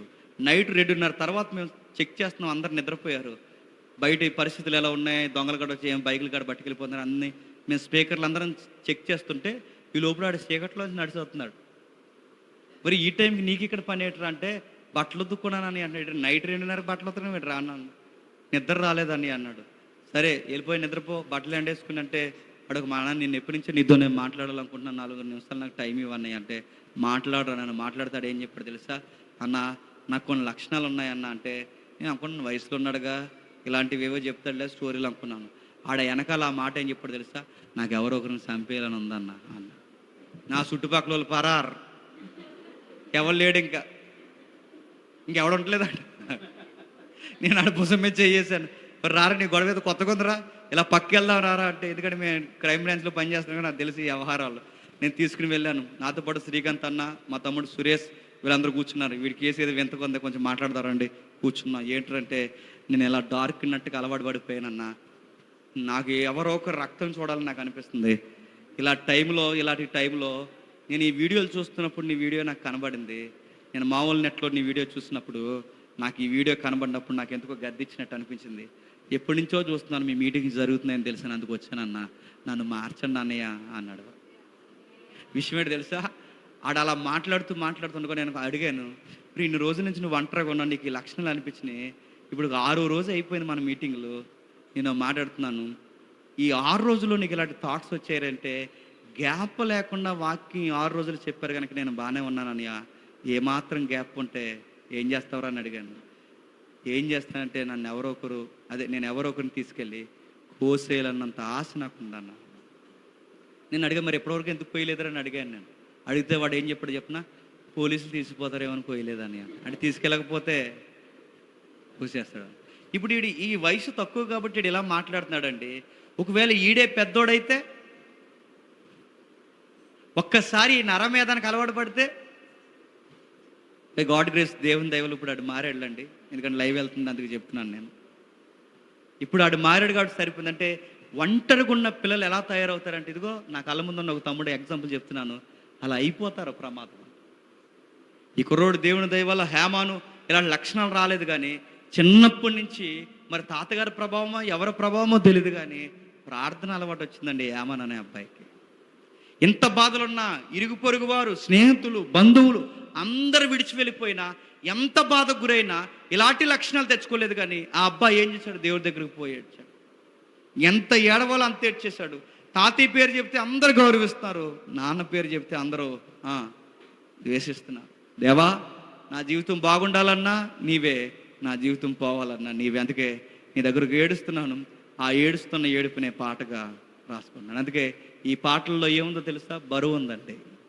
ఈ పాటల్లో ఏముందో తెలుసా? ఒక గుణపాఠం ఉంది, జీవితానికి ఓదార్పు ఉంది. అందుకే బైబిల్ కీర్తనలు ఎప్పుడు ఈ ప్రపంచానికి ఉపయోగకరమైన కీర్తన. దేవుడు విన్నాడా ఈ అబ్బాయి ప్రార్థన అంటే? విన్నాడు. ఒకసారి చూడండి, మొదటి దినవృత్తాంతాల గ్రంథం ముగించుకుందాం. మొదటి దినవృత్తాంతాల గ్రంథం 25వ అధ్యాయం, మొదటి దినవృత్తాంతాల గ్రంథం 25వ అధ్యాయం 5-6 వచనాలు. వీరందరూ దేవుని వాక్య విషయంలో దావీదైన రాజునకు దీర్ఘదర్శియగు హేమాను యొక్క కుమారులు, హేమాను సంతతిని గొప్ప చేయుటకై దేవుడు హేమానునకు 14 కుమారులను 3 కుమార్తెలను అనుగ్రహించి ఉండను. ఆగుదాం. అక్కడ ఒక పదం ఉంది చూడండి. దేవుడు హేమాను సంతతిని లేదా హేమాను సంతతిని దేవుడు ఏం చేయాలనుకున్నాడట? గొప్ప ఎంత బాగుందండి ఆ మాట. హేమానుని ఎలాగైనా హెచ్చించేయాలనుకున్నాడు. ఎన్ని సంవత్సరాలు ఏడ్చాడు? సుమారు బాల్యం నుంచి యవ్వనం వచ్చేంత వరకు ఏడ్చాడు. మన బాధ ఎన్ని సంవత్సరాల నుంచి ఏడుతున్నాం? మన బొంద సంవత్సరాలు ఏమి ఏడలేదు. గట్టిగా ఎడితే 3 రోజులు ఏడుస్తాం, గట్టిగా ఎడితే ఒక 3 వారాలు ఏడుస్తాం. హేమాను ఎన్ని సంవత్సరాలు ఏడ్చాడు. మనం 3 రోజులు ఏడ్చి దేవుడికి పేర్లు ఎడతాం. 3 రోజులు ఏడ్చి ఇక ప్రపంచంలో యోబు తర్వాత నేను ఉన్నా అంటాం. 3 రోజులకి చాలా పెద్ద ఫిలాసఫీ మాట్లాడతాం. కానీ కొన్ని సంవత్సరాలు ఏడ్చాడు హేమాను, కొన్ని సంవత్సరాలు ఏడ్చాడు. దేవుడి దగ్గర వేస్తే దేవుడు అన్నాడు, హేమాను నెక్స్ట్ నీ జనరేషన్ని నిన్ను గొప్ప చేసేస్తా అన్నాడు. నీ పిల్లలను హెచ్చించేస్తాను, ఎలాగైనా గొప్ప చేయాలి. ఎంత అంటే గొప్ప చెయ్యాలి అని దేవుడు అన్నాడంటే అప్పటి వరకు ఈ అబ్బాయికి సొసైటీలో ఏమి లేదు చెప్పండి, గొప్పతనం లేదు. ఎవరిని బట్టి ఉండుండకూడదు చెప్పండి, వాళ్ళ నాన్నగారిని బట్టి ఉండుండకూడదు. అందుకే దేవుడు నిర్ణయించుకున్నాడు, నిన్ను గొప్ప చేయుటకై. ఎలా గొప్ప చేస్తావంటే 17 మంది పిల్లల్ని ఇచ్చాడట. ఎంతమంది పిల్లల్ని ఇస్తే గొప్ప చేయడం ఏంటంటే పిల్లలే గొప్ప. ఎలాగో చెప్పనా, తాతలిచ్చే పొలాల కన్నా, బైబిల్ ఎలా ఉంది, తాతలిచ్చే పొలాల కన్నా, పితరుల ఆస్తుల కన్నా కదిలే ఆస్తులు ఎవరో తెలుసా? పిల్లలు. అన్నీ ఉన్నా పిల్లలు లేకపోతే అబ్రహాం ఏమన్నాడు చెప్పండి? నాకు ఎన్నుంటే ఏముంది ప్రభువా, నాకు బిడ్డలు లేరు కదా. అంటే ఆస్తుల కన్నా గొప్పదేంటి చెప్పండి? పిల్లలు. సర్వముండి, అధికారులుండి, గొప్ప ఉద్యోగాలుండి, శాలరీస్ ఉండి, అన్నీ ఉన్న పిల్లలు లేకపోతే వాళ్ళ బాధ ఏంటో వెళ్ళి అడగండి, బయట చెబుతారు. అందుకే పిల్లలు అనేది కదిలే ఆస్తులు. మనకు పిల్లలు పుట్టేసిన తర్వాత వాళ్ళు లోకువైపోయి ఎక్కడ పడితే అక్కడ పడేస్తాం వాళ్ళని. పిల్లల ఆస్తులు మనకి, పిల్లలు కదిలే ఆస్తులు. అందుకే హేమాన్ని గొప్ప చేయాలనుకుంటే ఎలా గొప్ప చేస్తావు? 17 మంది పిల్లలు. ఊహించండి, ఇంట్లో ఒక పిల్లోడు అంటే ఎలా ఉంటుందండి? ఇల్లు గొల్ల అయిపోతుంది. అదే 2 ఉంటే సంత అయిపోతుంది. 3 ఉంటే ఇల్లు అమ్మేసి బయట ఉండడం మంచిది. అంటే పిల్లలు నడుతున్నాం, ఒక పిల్లోడు ఉంటేనే ఆడావిడ వస్తువులు ఉండో ఎక్కడ పడితే అక్కడ ఇసిరేస్తుంటారు. చక్కగా ఉన్న సోఫా సెట్ను కోసేస్తారండి. గోళ్ళ మీద ఎంత అదే భాష, కొత్త భాష రాహెత్తుకుంటూ వెళ్ళిపోతుంటారు అంతే.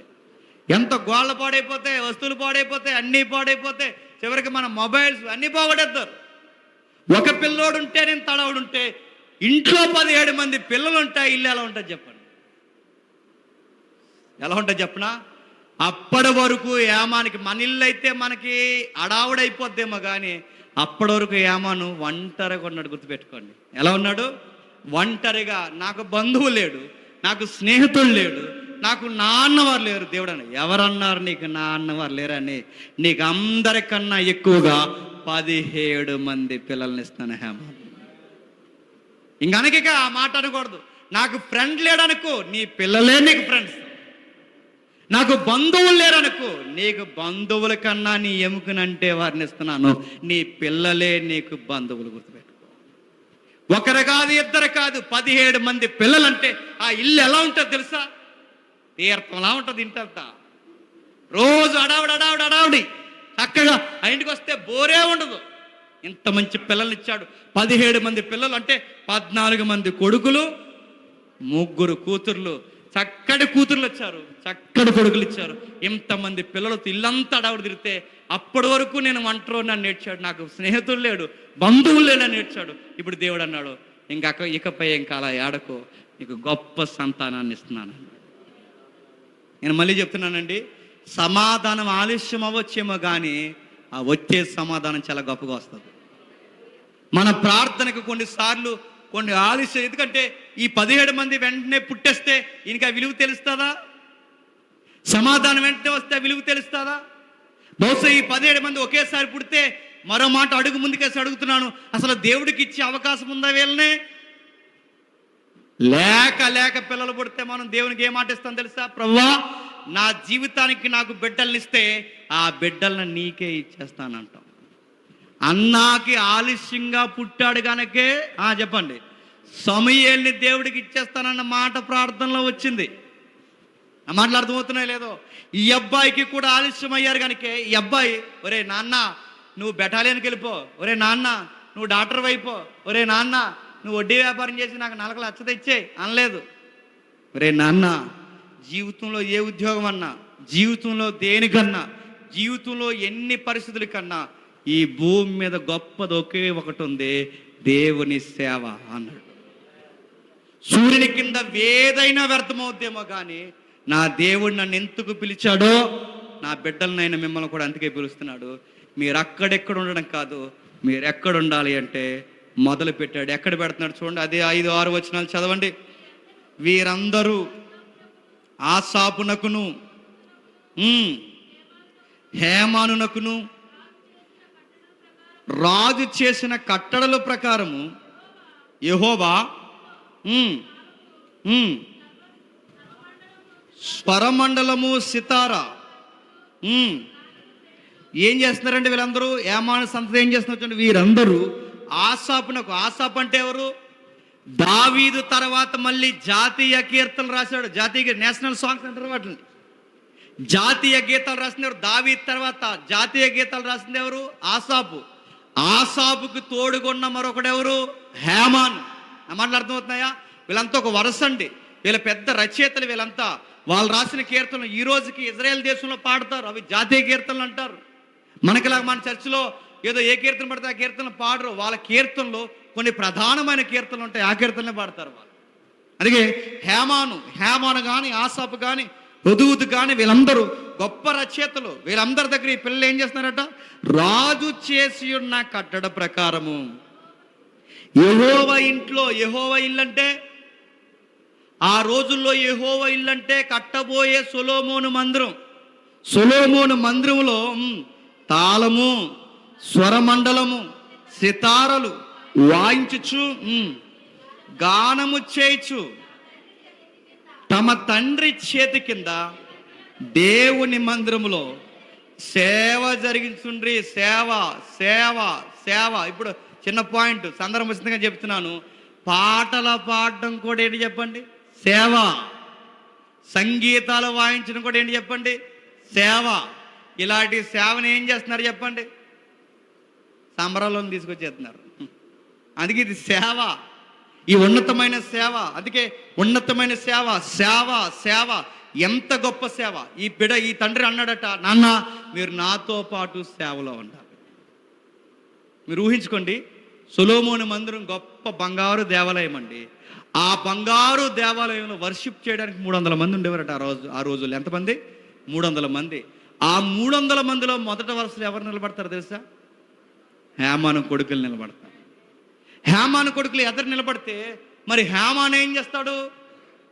ఆయన ప్రధాన గాయకుడు. ఆసాపీలందరూ ఎవరండి?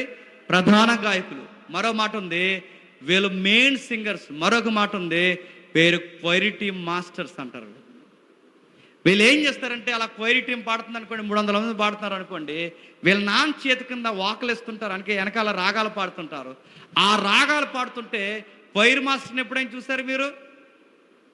వీళ్ళు నిలబడి ఒక స్టిక్ కూడా తీసుకుని ఇలాగ అంటాడుగా, ట్యూన్ అప్ అండ్ డౌన్ ఇలాగా సారీ గామని అలా నిలబడి ఉంటాడుగా. హేమాన్ గారు కూడా ఏం చేస్తారంటే, కొడుకులు పాటలు పాడుతుంటే ఎంత మనసాద వచ్చింది చూడండి తన జీవితంలోనికి. కొడుకులు అక్కడ దేవుని పాట పాడుతుంటే మనసారా ఆరాధిస్తూ స్టిక్ తీసుకుని ఆ రోజు వాళ్ళని నడిపిస్తున్నాను. నాన్న ఈ పాట ఊహించుకోండి, నా 88వ కీర్తనరే బాల్యము నుంచి గాయాలు పడి రాశాను ఈ పాట. వాళ్ళ కొడుకులు ఇలా పాడుతుంటే, ఆ పాట అలా కొడుకులు పాడుతుంటే బహుశా ఆయన హృదయం ఎంత కరిగిపోయి ఉంటుంది చెప్పండి. ఆ రోజు లోపల మనసు ఆత్మతో సత్యముతో ఎలా ఆరాధించుంటాడో ఒకసారి ఊహించుకోండి. తను రాసిన పాట తన కొడుకులే పాడుతుంటే, తన పాట తానే ట్యూన్ గట్టి అలా వినిపిస్తుంటే, ఆ పాటను దేవుని మందిరంలో ఆరాధన గీతంగా పాడుతుంటే ఇంతకన్నా గొప్ప ధన్యత ఏముందని ఆనంద బస్వాలతో ఆ రోజు ఎలా నిలబడి ఉంటాడు చెప్పండి. అతను ఈయన జీవితం ఎంత దుఃఖంగా ఉండేది, ఎంత తీయగా మారిపోయిందో చూడండి. నేను అదే చెబుతున్నాను, హేమాను పళ్ళన్ని బాధలు మనం పడ్డామని చెప్పండి. మనం గట్టిగా పడితే ఏ బాధలు పడతామంటే, తిరమలేక అప్పులు చేసి ఆ బాధలు పడతాం. ఇంకే బాధలు ఉన్నాయి చెప్పండి? కొంచెం తాకరని చెప్తే తాగి ఆరోగ్యాన్ని పాడు చేసి బాధపడతాం. ఇంకేం బాధపడతాం చెప్పండి? 4-3 గొడవలు అయ్యాడు. ఇంకేం బాధతాం? ఎదురింటోళ్ళతో కుదురుంటో గొడవ పెట్టుకుని బాధపడతాం. మన బాధలు ఏంటంటే అనవసరమైనవి మన బాధలు. కానీ ఈ బాధ చూడండి, తనకి సంబంధం లేని బాధ వచ్చి ఆ అబ్బాయి మీద పడింది. అయినా ఎక్కడ, బాగా వినండి ముగించేస్తాను, ఎక్కడ కూడా వాళ్ళ నాన్నగారి కోసం కానీ వాళ్ళ అమ్మగారి కోసం కానీ తక్కువ చేసి మాట్లాడా? ఆ క్వాలిటీ మనం నేర్చుకోవాలి. ఎక్కడైనా తక్కువ చేసి మాట్లాడాడు వాళ్ళ అమ్మ నాన్నే, మనమైతే ఏమందో తెలుసా? నేను యోవేలు, మా నాన్న, మా తాత సమూయేలు, నేను సమూయేలు గారికి పుట్టినా బాగున్నాను, మా నాన్న యోవేలుకి పుట్టిన బతుకు ఇలాగ అయిపోయిందని తిట్టుకుంది మనమైతే. మన ఈదులో ఉన్న కుర్రోళ్ళు, ముఖ్యంగా మన విలేజ్ కల్చర్లో ఉన్న కుర్రోళ్ళు ఏమంటారంటే, అనవసరంగా రాగంపేటలో పుట్టాను కానీ ముంబైలో పుడితే బాగుంది అంటాడు. ముంబైలో పుట్టి ఏం చేస్తావురా? ఏం చేస్తావు? తాజ్ హోటల్ కడతావా? ఏం చేస్తావు అడుగుతున్నాను నేను. ముంబైలో పుడితే బాగున్ను. ఇంకేమంటారంటే, నేను ఏకంగా టాటా బిర్లా పుడితే బాగున్ను, మా తాత రిలయన్స్ అంబానీ అయితే బాగున్ను, మా అమ్మ సంతూర్ మమ్మీలో ఉంటే బాగున్ను. ఈ మాటలు నేను అడుగుతున్నాను. నీకు ఇక్కడ తిరగలేనప్పుడు నువ్వు ఎక్కడికి పోయినా చెప్పండి, నీకు తిరగమంటారు అయ్యా. నీకు ఇక్కడ బతకడం చేత కానీ నువ్వు రాగంపేటలో బతకవుతావు, ముంబైలో బతుకుతావా? నా మాటలు అర్థమవుతున్నాయా? కొంతమంది ఫీల్ అయిపోతారు, నా అనవసరంగా ఈ క్యాస్ట్లో వెళ్ళి అంటే బయలు ప్రకారం నా అనవసరంగా ఈ క్యాస్ట్లో పుట్టాటి అని ఫీల్ అయిపోతాడు. ఏ క్యాస్ట్లో పుట్టలేటి నువ్వు? గ్రహాంతర జీవుల క్యాస్ట్లో పుడతావా? నన్ను ఏ క్యాస్ట్లో పుట్టాలి? క్యాస్ట్ ఏంటి మనకి? దేవుడు ఎక్కడ పుట్టించినా గుర్తుపెట్టుకో, ఆయనకు ఒక చిత్తం ఉంటుంది. నువ్వు ఈ తల్లిదండ్రులకే పుట్టాలనుకుంటే అక్కడే పుట్టిస్తాడు, ఈ వీధిలోనే ఉండాలనుకుంటే అక్కడే ఉంచుతాడు, ఆ తల్లిదండ్రులు నేను పెడగాలనుకుంటే అక్కడ ఉంచుతాడు. నువ్వు దేవుని పట్టుకుని వెళ్ళాడు. అది ఏ ఊరైనా, ఏ కుటుంబమైనా, ఏ ఈదైనా ఆయన ఒక్కసారి నీ వైపు చూశాడో అక్కడున్న నిన్ను అనేకులకు మాదిరిగా మార్చేస్తాడు. నువ్వు ఆయనకు అనుకూలంగా ఉండు. నీ ఊరు పల్లె అవ్వచ్చు, పట్టణాలకు కూడా సమాధానం అయిపోతావు నువ్వు. ఆయన వైపు చూడు. అందుకే హేమాను జీవితం చూడ, 17 మంది పిల్లలు, ఆనందం అయిపోయింది, జీవితం ధన్యమైపోయింది. దేవుడి సేవలో తండ్రి ఉన్నాడు, ఇప్పుడు దేవుడి సేవలో కొడుకులు ఉన్నారు. ఎంతకన్నా జీవితానికి ధన్యత ఏం కావాలండి? ఈ భూమి మీద మాట ఉంది బైబిల్లో, సూర్యుని కింద ఏదైనా వ్యర్థమవుద్దేమో కానీ ప్రభువునందు పడిన ప్రయాస వ్యర్థము కాదు. ఈ రాజుల యొక్క ప్రయాస వ్యర్థమవుద్దేమో, ఈ ధనవంతుల ప్రయాస అర్థమవుద్దేమో, కానీ హేమాను ప్రయాస వ్యర్థము కాదు. ఎందుకంటే వాళ్ళు ఎవరి సేవలో బతుకుతున్నారు చెప్పండి? దేవుని సేవ చేస్తూ బతుకుతున్నారు. హేమాన్లో ఉన్న క్వాలిటీ చెప్పి నేను ముగించేస్తాను. ఎక్కడైనా మనం చదువుకున్నాం కాబట్టి బహుశా ఈయన బాధ వాళ్ళ నాన్నగారిని బట్టి ఉంటుంది, బహుశా వాళ్ళ కుటుంబానికి ఉన్న చెడ్డ పేరుని బట్టి ఈయనతో ఎవరో స్నేహం చేస్తుండ్రు అని ఈ వచనాలు చదువుకున్నాము కాబట్టి మనకు అర్థమైంది. ఎక్కడైనా మా నాన్నగారు వలన బాధపడ్డాడని ఈయన చెప్పినట్టుందండి? చెప్పడండి. ఈ అబ్బాయి సుబుద్ధి గల కొడుకులు కూతుర్లు ఎప్పుడు తల్లిదండ్రులను తక్కువ చేసి చెప్పండి మాట్లాడరండి. మన తల్లిదండ్రులనే కాదు, ఏ తల్లిదండ్రులు కూడా తక్కువ చేసి మాట్లాడరు. అందుకే ఆయనకి ఆ బుద్ధి పరిపక్తి ఉంది కనుక ఒక మాట తెలిసిపోయింది దానికి. మా అమ్మ నాన్న అయితే కనడం అయితే కనగలిగారు కానీ నా జీవితాన్ని వాళ్ళు బాగు చేయలేరు. మనకి ఎప్పుడు అది గుర్తుపెట్టుకోండి. మా అమ్మ నాన్న కనడం అయితే కనగలిగారు కానీ నా జీవితాన్ని బాగు చేయలేరుగా. మా అమ్మ నాన్న జీవితాన్ని బాగు చేసిన వాడే నా జీవితాన్ని కూడా బాగు చేయాలి. మా అమ్మ నాన్నకి జీవితాన్ని ఇచ్చిన వాడే నా జీవితాన్ని కూడా మరలా బాగుపరిచి కొత్త జీవితాన్ని ఇవ్వాలి. అందుకే హేమాను నాన్న మీద కోపగించుకోలేదు. హేమాను పరమ తండ్రి అయిన దేవుని దగ్గరికి పోయి ప్రార్థించి, దేవా నువ్వే నా జీవితాన్ని బాగు చేయాలి.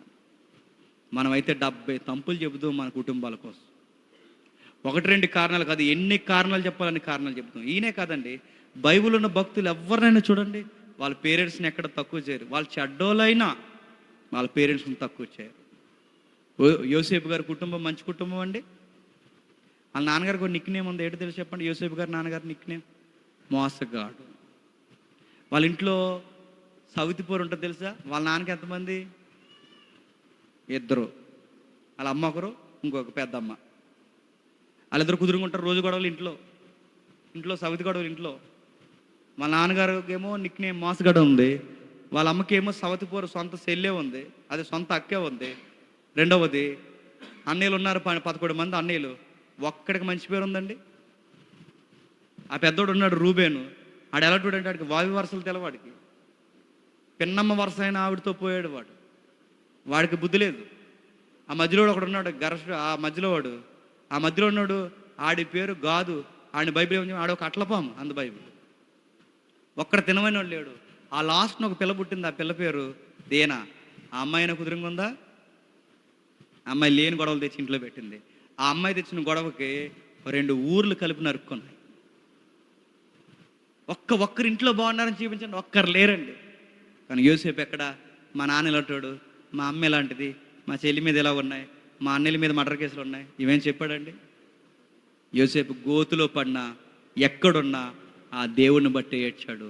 ఆ ఏడ్చిన యోసేపుని దేవుడు దేశానికి ప్రధానమంత్రిని చేశాడు. దేవుని చిత్తానుసారంగా కనిపెట్టాడు కనుకే దేశానికి ఉపయోగకరమైన అధికారి అయిపోయాడు. ఇప్పుడు చెప్పండి, దావీదు కూడా అంతే. చిన్న పిల్లోడిని అడవిలకు పంపించేశారు. దావీదు అడవికి పోయాడు, అన్నయ్యలు మాత్రం ఇంట్లో ఉంటున్నారు, కొంతమంది ఏమో మిలిటరీలో పనిచేస్తున్నారు. ఈ చిన్న కుర్రోడిని ఆ పశువులు వెనకాల పంపించేస్తే అడవిలో తినగోడిని ఏదైనా మృగం అతనికి ఎదురుపడితే ఆ కుర్రోడు ఏమైపోవాలంటే దేవుడు తోడున్నాడు కాబట్టి సరిపోయింది. ప్రతి పని ఆ అబ్బాయికే చెప్తారు. క్యారేజీలు అబ్బాయి పట్టుకెళ్ళాలి, పశువులను అబ్బాయి కాయాలి, ప్రతి పని అబ్బాయికి చెప్తారు. ఆయన ఇంట్లో తగిన ప్రేమ దొరకలేదన్నారు చరిత్రకారులు దావీదుకి. ఆయన ఎప్పుడు మా నాన్న ఇలాంటాడు, మా అన్న ఇలాంటాడు అని దావీదు చెప్తాడా? బైబిల్ ఎలా ఉంది? సుబుద్ధి కలిగి పని చేసుకుంటూ పోయాడు దావీదు. అలాంటి సుబుద్ధి కలిగిన దావీదుని దేవుడు ఏం చేశాడు చెప్పండి? దేశానికి రాజుని చేసేసాడు. నేను ముగించేస్తున్నాను. హేమాను జీవితమైనా, నీ జీవితమైనా, నా జీవితమైనా, దావీదు జీవితమైనా, యోసేపు జీవితమైనా మన పేరెంట్స్ని ఎప్పుడు తక్కువ చేయకండి. మన కుటుంబాలని చూసి కృంగిపోకండి. మన ఈ ఊర్లో పుట్టామేంటని బాధపడకండి. మన శ్రమలో 4 రోజులు వచ్చేసరికి ఏంటి నా జీవితం ఇలా అయిపోయిందని సూసైడ్ మాటలు నోటంటే రానివ్వకండి. జీవితాన్ని ఇచ్చిన దేవుని దగ్గరికి రండి. ఎంత ఏడవాలో అంత ఏడవండి. తగిన సమయం ముందు ఆయన గమనిస్తాడు. నిన్ను గొప్ప చెయ్యాలని అనుకున్నాడో ఆ గొప్పని ఇంకెవడో ఆపలేడు, గుర్తుపెట్టుకోండి. అంతే. ఆయన దీవించేయాలని ఆయన కన్ఫామ్ అయిపోయాడో నీకు ఎన్ని ఆటంకాలు వచ్చినా ఆయన దీవించి పడేస్తాడు అంతే. అందుకే హేమాను జీవితం అద్భుతంగా మారిపోయింది. ఎంత అద్భుతంగా మారిపోయిందంటే తండ్రి కొడుకులు కలిసి ప్రశాంతమైన జీవితం గడుపుతున్నారు. ఎక్కడ చెప్పండి? దేవుని మందిరంలో, బంగారు దేవాలయంలో బంగారు లాంటి జీవితం గడుపుతున్నారు. ఈరోజు ముగించేస్తున్నాను. మరి మనకు బంగారు దేవాలయం లేదు. మనకి ఏ దేవాలయం ఉంది? ఆ స్వర్ణ దేవాలయం కన్నా గొప్ప దేవాలయం ఏంటో తెలుసా? క్రొత్త నిబంధనలు ఉన్న ఈ సంఘమే స్వర్ణ దేవాలయం కన్నా గొప్పది. అన్నిటికన్నా ధన్యకరమైనది ఏంటో తెలుసా?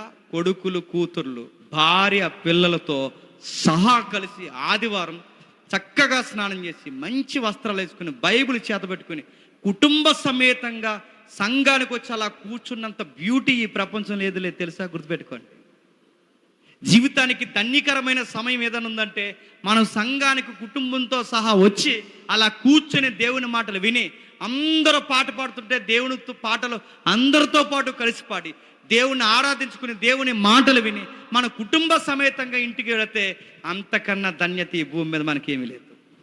అందుకే ఒక్కరే రాకండి. ఎప్పుడు సంఘానికి వచ్చేటప్పుడు మీకు పుట్టిన బిడ్డని భార్యను కూడా ఎండబెట్టుకుని తీసుకురా. కుటుంబ సమేతంగా రండి. ఎందుకంటే మన భూమి మీద మనం మిగిలే ధన్యకరమైన సమయం ఏదైనా ఉందంటే దేవునితో గడిపే సమయం మాత్రమే. మనం ఎలాంటి చెప్పినా భార్య వస్తే భర్త రాడు, భర్త వస్తే భార్య రాదు, వాళ్ళు వస్తే వీళ్ళు రారు, వీళ్ళు వస్తే బిడ్డలు రారు, అందరూ వస్తే ఇంకెవరిని రానివ్వరు. పాటలు వాళ్ళకి ఇవ్వాలి, ఫ్యాన్ మీద పేరు వాళ్ళకే రాయాలి. అలా ఉండకండి. రండి, అందరితో పాటు కలిసి కూర్చోండి, పాడండి. పిల్లలు మీరందరూ కలిసి దేవుని పాట అలా పాడుతుంటే ఆ బ్యూటిఫుల్ సీన్ పరలోకానికి ఎలా ఉంటుందో ఒకసారి ఊహించుకోండి. బంగారు దేవాలయం కన్నా గొప్ప స్థితి ఏంటి చెప్పిన? మన బిడ్డలతో మనం కలిసి దేవుని మందిరంలో దేవుని కొరకు పాట పాడమే గొప్ప ధన్యత.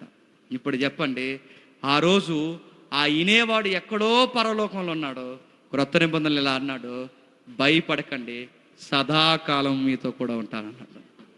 చిన్నమంద భయపడకండి, మీతో పాటు ఉన్నా అన్నాడు. నాతో ఉన్న దేవుడు మీతో ఉంటాడు. దావీదుతో ఉన్న దేవుడు ఈరోజు ఈ మందిరంలో కూడా ఉంటాడు. ఆయన దగ్గరకు వచ్చి యథార్థంగా ఏడవండి. పిచ్చి మాటలు రానివ్వకండి. నోట ఉంటాను, నేను చచ్చిపోతాను, నాకు బతుకు మీద ఇస్తాను, అలాగేమనకండి. దేవా, నా పరిస్థితి ఎలాగున్నా నీ దగ్గరకు వస్తాను, నాకు ఎన్ని ప్రశ్నలు నాకు ఎదురైపోయినా ఇదిగో, ఎందుకంటే బాగు చేసేవాడు నీవే.